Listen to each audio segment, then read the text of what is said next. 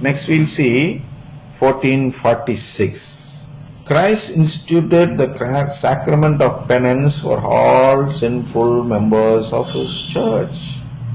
Above all, for those who, since baptism, have fallen into grave sin and have thus lost their baptismal grace and wounded ecclesial communion.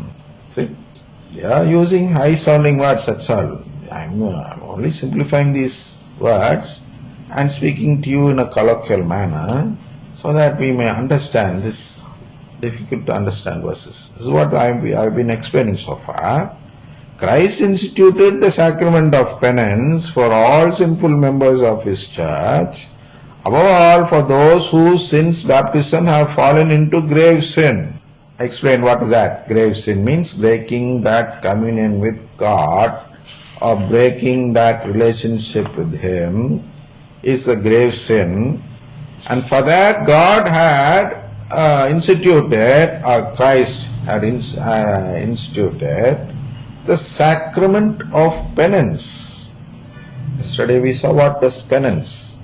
So once you repent and you are ready to do the penance or seek compensation, set right the sin or the fault through a sort of compensation, you will be given another opportunity to come into this ecclesial union once again. So Christ instituted the sacrament of penance for all sinful members of his church, above all for those who, since baptism, have fallen into grave sin and have thus lost their baptismal grace and wounded ecclesial communion. So ecclesial communion will be lost when we lose baptismal grace. What is that baptismal grace? We saw in the grace, the relationship which God gives, the adoption by God, the filial adoption is the grace what we saw.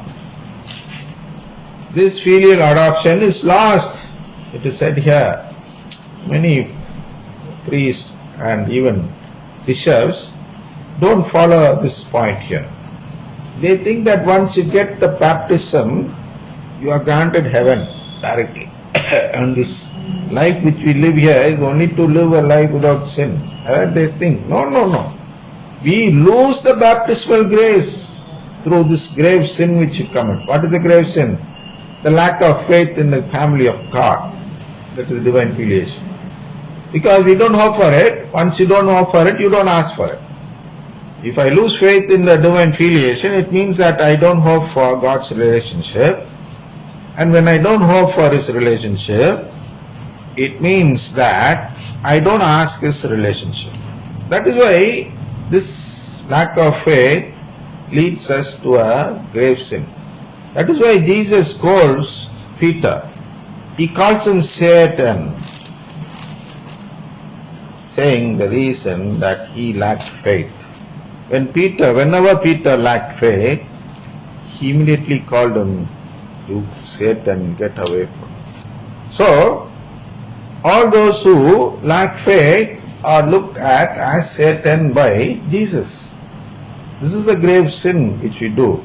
To this grave sin only, these charismatic people take us. They make us commit this grave sin of lack of faith in the family of God. Because the Pentecostal faith, they don't believe in this family of God. You go furthermore, it would mean that they are actually against this faith. And these charismatic people, they have adopted the prayer methods of this Pentecostal church and have brought that method into this church, saying that that is different and this is different. But what do they seek? They don't seek the relationship in the family of God. Instead, they seek only signs and wonders. That only they call as charismas. Charisma, real charisma is the baptismal grace which we receive from God. Other charismas are only outward sign. The real grace should be inward. Every sacrament is an outward sign for inward grace. Every sacrament, all the 7 sacraments are only outward sign for inward grace. Without inward grace, there is no need, or there is no benefit in just having the outward sign. The life is in the inward grace. That is, in the inward grace is the faith which we should have. Without faith, if you only have the outward sign, then it is not a sacrament. You put it like that. That is why when you have fallen into grave sin and thus have lost the baptismal grace, we lose that right to become children of God.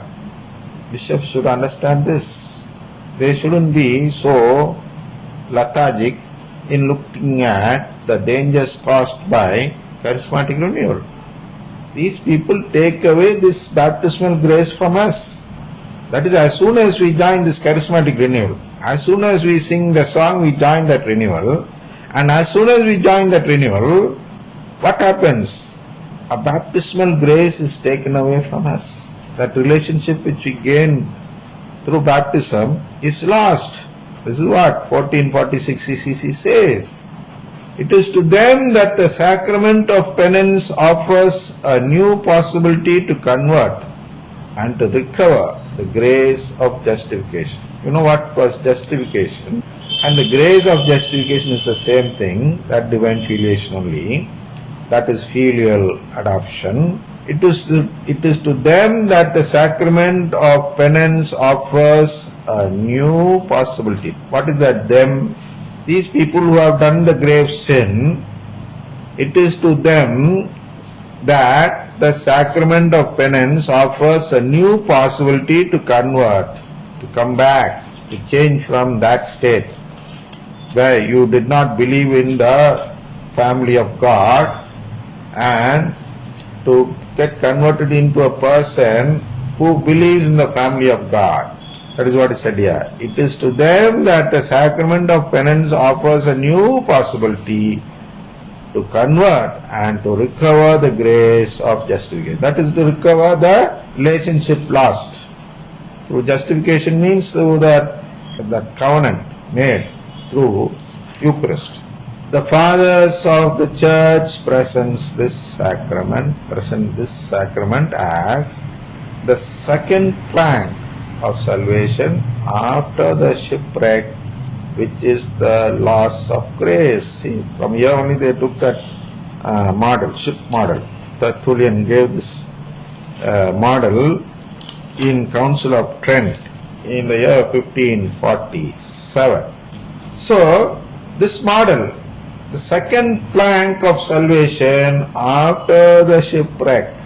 See, the ship has drowned. It has lost its life. But again you are given a second plank to switch on to and save your life. We have a chance. We are given a new chance. So these people in the charismatic renewal should think once again. They should first of all realize that their ship has drowned. So to save the life, they should come back to the church. They should jump back to the church. That is, they can jump back only through this confession. This is what is 1446. Next 1458.